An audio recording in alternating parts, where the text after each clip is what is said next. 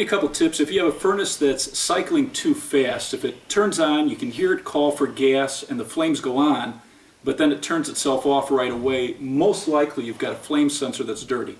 So I'll go through the steps on how to clean it. So the igniter is heating up, and that's that element to the left, and then it calls for gas,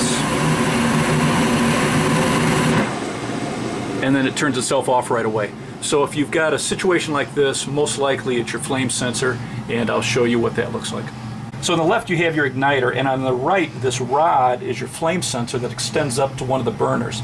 And if it's dirty, it thinks that the flame is not on, and so that's your safety. It shuts off the gas control so that your basement or this area doesn't fill with gas. So this is held in by one screw, so I'll disconnect the screw and pull out the flame sensor and show you how to clean it.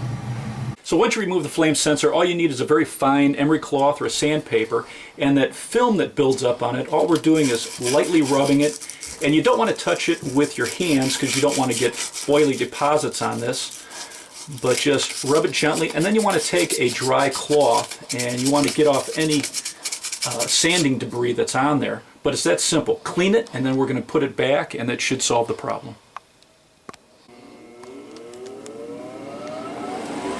So now we'll give it a test and make sure it's working properly. So the igniter will turn on first, then it'll call for gas, and then if the flame sensor is working properly, the flames will stay on.